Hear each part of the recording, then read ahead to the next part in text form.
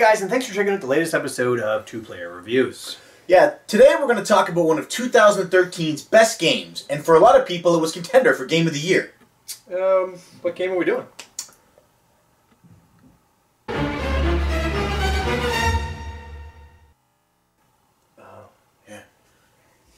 Legend of Zelda: A Link Between Worlds on the Nintendo 3DS. Let's take a look. The Legend of Zelda: A Link Between Worlds is a sequel to the Super Nintendo smash hit A Link to the Past. It takes place in the future of Hyrule and uses the same overworld map. This starts any older gamers off with a sense of comfort like a warm blanket on a cold winter day. Ooh, I see my brother's been reading the big book of weird metaphors again. Using the same map meant that Nintendo took the risk of feeling stale, but instead A Link Between Worlds is just enough familiarity to tug on your nostalgia heartstrings, while at the same time being fresh enough with redesigned dungeons to keep it from feeling old and tired. Following the highly regarded Ocarina of Time 3D, this entry on Nintendo's current handheld easily matched up to that behemoth of a game, and for some, even surpassed its majesty. Who are you, Hemingway? Anyway, A Link Between Worlds is in fact the first ever 3DS Zelda game as it was designed for the system and not a remastering of an older title. A Link Between Worlds takes place 6 generations after the events of A Link to the Past. The royal family of Hyrule has split up the Triforce to hopefully keep anyone from trying to steal it and take over the world again. Not exactly the safest way to protect your valuables, in my opinion.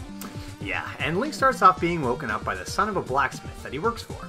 After some early tasks, you find yourself thrust into the middle of a conflict which has an evil wizard trying to take over Hyrule by imprisoning ancestors of the 7 sages in paintings. Sound familiar yet?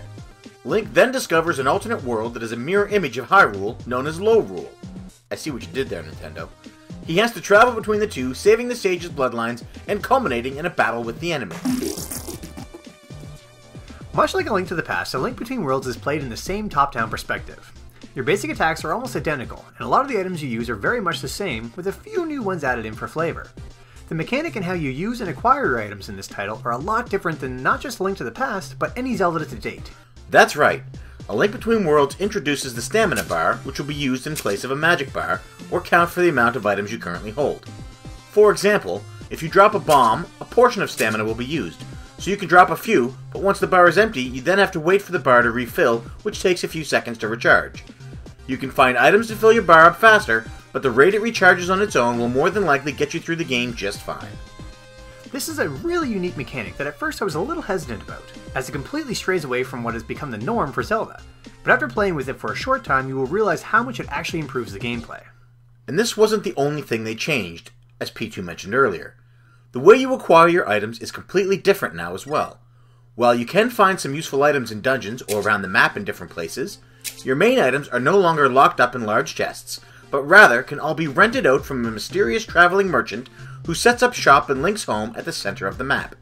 This little guy is known as Ravio, and he will become your closest ally throughout the game. For a price, you can rent out your bow and arrow, hookshot, or any other item and you can keep it for as long as you want, so long as you don't die. That's right. The second you drop, Ravio comes to collect, and you then have to go rent back the items you rented prior. This is a neat little mechanic that made dying all the more tragic and kept you focused when you started hearing your heart alarm going off. This changes up a bit as you progress further into the game, and you can buy the items outright, allowing you to keep them in your bag whether you die in a dungeon or not. One of the biggest enhancements of the game was the addition of Ravio's bracelet that allows Link to be drawn onto a wall. This item alone is what makes A Link Between Worlds stand out, and everything else that they added is simply icing on the cake. It's true. And when you first get the item, it can be a little strange trying to figure out when exactly to use it, and how to use it to get to certain areas that you know you should be able to reach. But once you have it down, it becomes a blast. Discovering new passageways and secrets that only a drawn-on Link can get through is really rewarding. Another item of note is the Sand Rod, which allows Link to raise up blocks of sand while in a desert area to make new passageways to walk over, and combining the ability to draw Link onto these newly raised blocks was a really neat mechanic, which added a lot of depth to the dungeon design. And speaking of dungeon design, A Link Between Worlds had a ton of creativity, and with the unique abilities that Link is given, it is no surprise that the dungeon design would be equally interesting. For example, the Ice Temple starts Link off from the very start with the big key, and you spend the rest of the time trying to figure out how exactly to reach the Master's Door, which, like most Zelda Ice Temples, is no easy task. A lot of people do say that the dungeons are too easy for A Link Between Worlds, and we have to agree that not just the dungeon, but the game as a whole is quite easy. While some of the puzzles are quickly solved, There are others, mainly the optional ones, that can take some time and thought, which rewards the player who are looking for that extra challenge. A Link Between Worlds did reach a great balance for me, but it was on the whole an easy experience, especially when compared to older titles. Just looking back at the Moldorm fight, which was for me the hardest fight in A Link to the Past, the way he was in this version was just kind of a cakewalk, and I simply can't overlook that. This isn't to say that it was too easy, but it certainly was a lot more open to newcomers, which definitely isn't a bad thing, and still left us veterans with a great overall experience. And speaking of overall experience, while playing through the game I definitely picked up on some tips of the hat to previous titles in the series. Oh, you mean Easter eggs? Yeah. What's going on, man? You got your ringer on while we're trying to record here? Yeah, I don't know. I thought it was off. I'll just throw him on. Throw him on speaker. No, it better be important. Hello. Hey guys. Yeah, it's Chipsters. Oh, hey, Chipsters! Hey, what's going on? Wow. Yeah, just wanted to let you know that I own all the copyrights on the term Easter egg on all YouTube videos, so I'm going to have to go ahead and claim all the funds from this one. All the funds? What are the YouTube copyright laws like the Wild West? Bummer. But if you like, I'll give you a couple of Easter eggs for your trouble. Well, yeah, that'd be great. I mean, seeing this is your video now. Yeah. Thanks.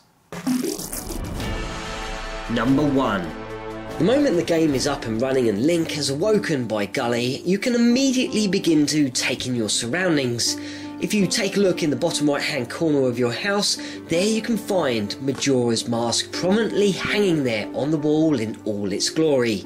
After pressing on with the game for about 30 minutes or so, you might have already battled through the Eastern Palace and tackled Yugo for the first time.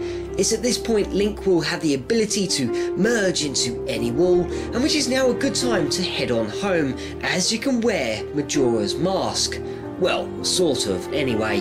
There are also a few other types of costumes surrounding the village, including a bee outfit, a pair of lips, and you can even merge behind Maker's portrait, whom is a character from The Wind Waker.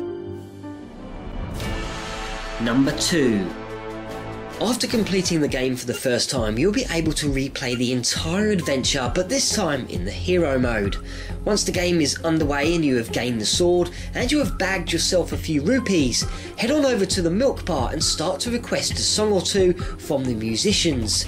This may take a few tries, but after a short while the incredible Ballad of the Goddess from The Legend of Zelda Skyward Sword will ring out. This is also the same song that can be played backwards in certain portions, which will play Zelda's lullaby. And with that, I will hand you back on over to the awesome Cartridge Brothers.